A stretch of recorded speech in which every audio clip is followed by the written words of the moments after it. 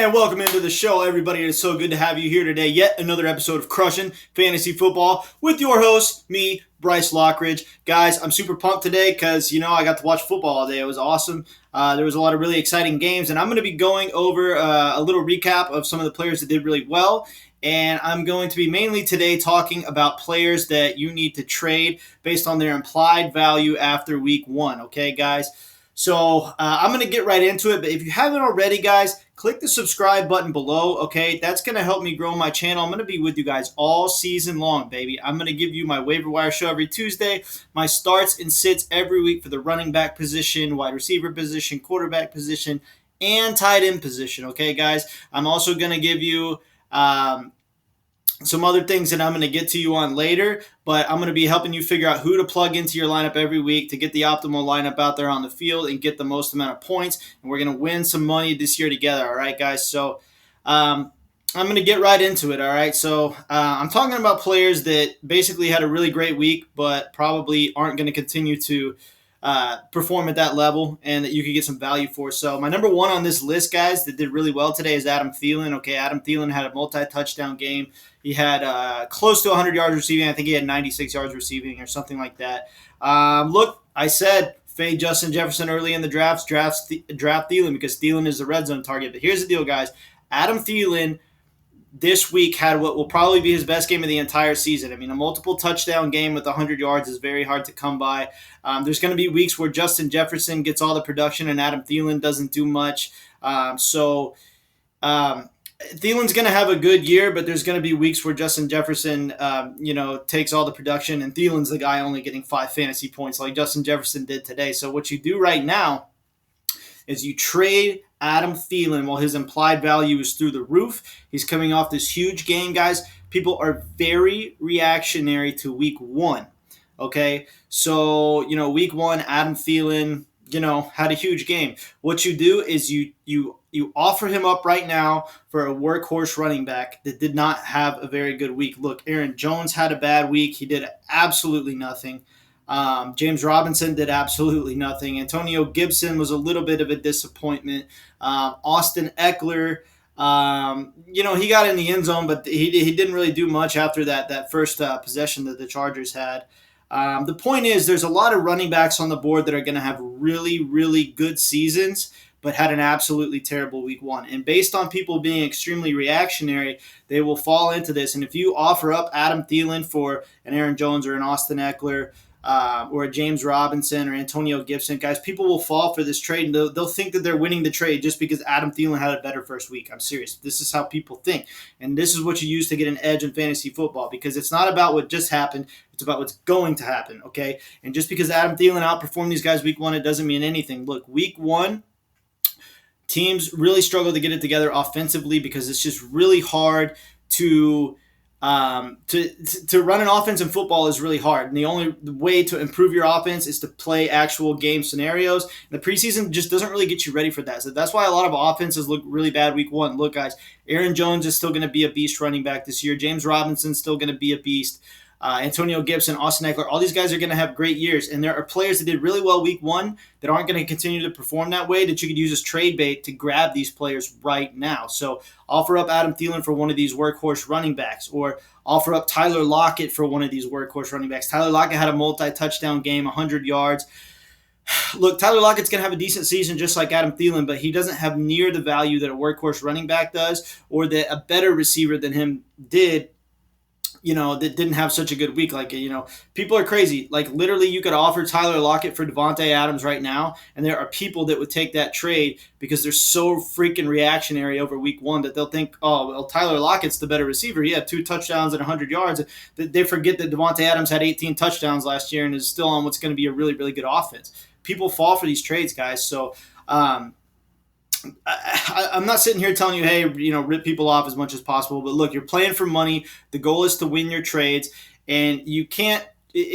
Players are kind of like the stock market. You got to buy low, sell high, right? So, Adam Thielen, Tyler Lockett, guys like this that did really well, but aren't going to continue to perform on that level. Multi-touchdown games for 100 yards are going to be rare for these guys. Okay, so Offer these guys up right now for a workhorse running back or a better receiver, okay? Another player on my list that you should trade right now based on his implied value, because he had a killer week 1, is none other than Rob Gronkowski. Look, Rob Gronkowski had a multi-touchdown game against the Cowboys, but there's a reason that he had a multi-touchdown game against the Cowboys. Okay, the Cowboys have an absolutely terrible secondary. They just don't have their defense figured out. I mean, they were rotating in and out a bunch of different linebackers. You know, they had in Micah Parsons and Leighton Vander Esch and Jalen Smith, and they were kind of doing this weird, goofy rotation with them. And it just didn't look like they really had their defense figured out yet. And it's probably going to continue to be that way anyway. You want to play any receiver or tight end that's going against the Dallas team because the defense still has a lot of problems.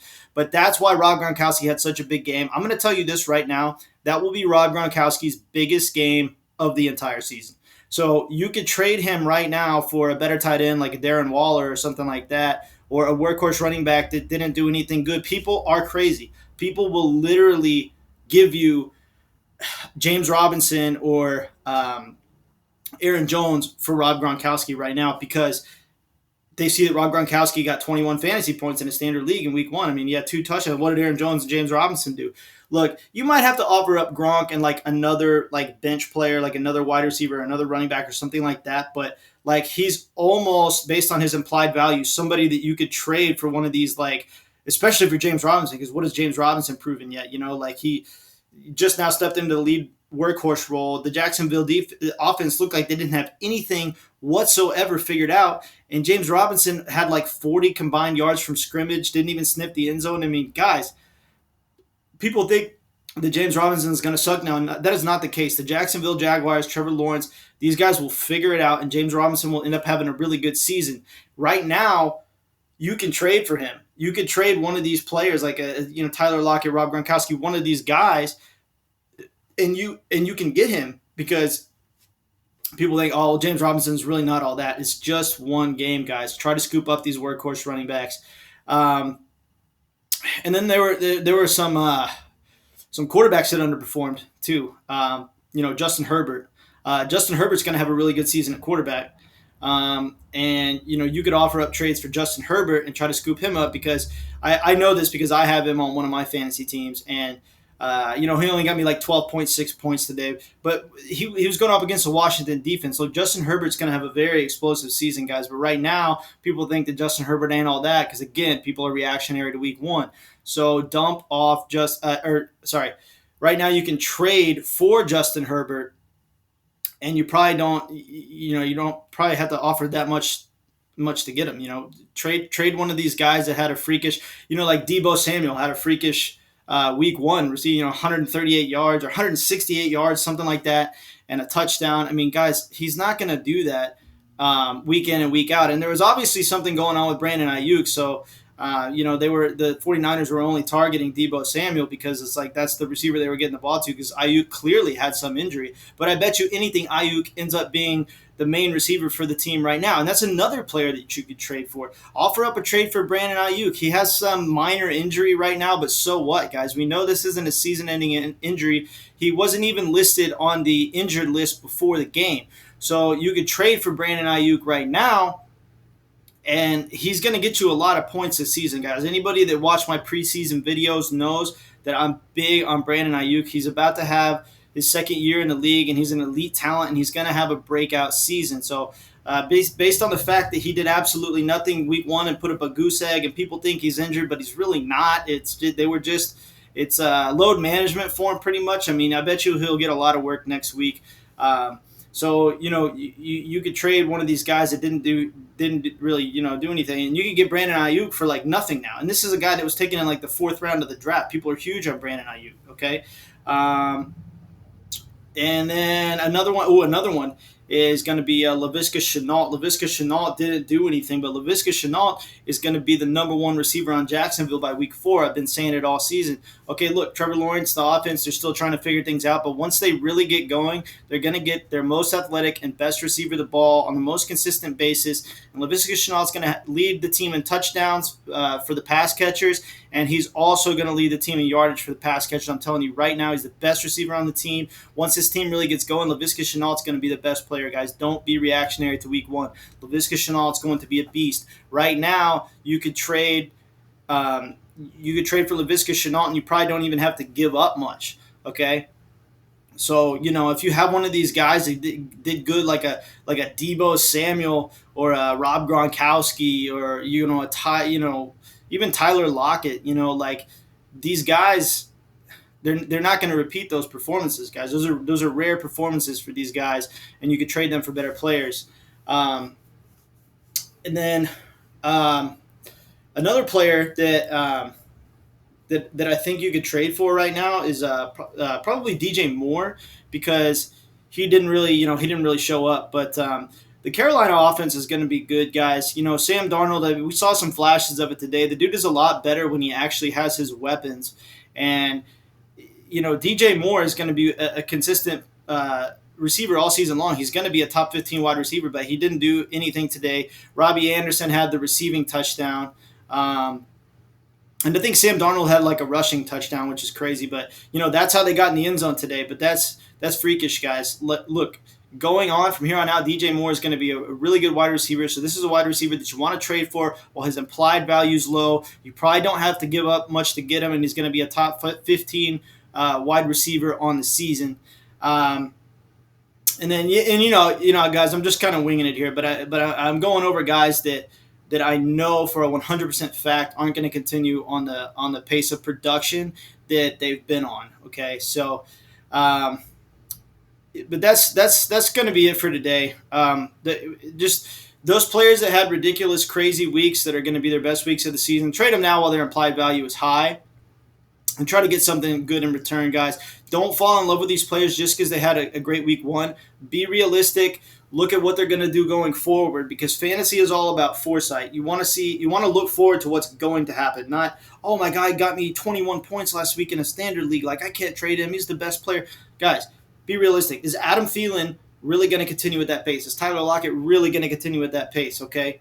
Probably not. Is Rob Gronkowski really going to continue at that pace? Probably not. So dish these guys while their implied value is high and get something better in return.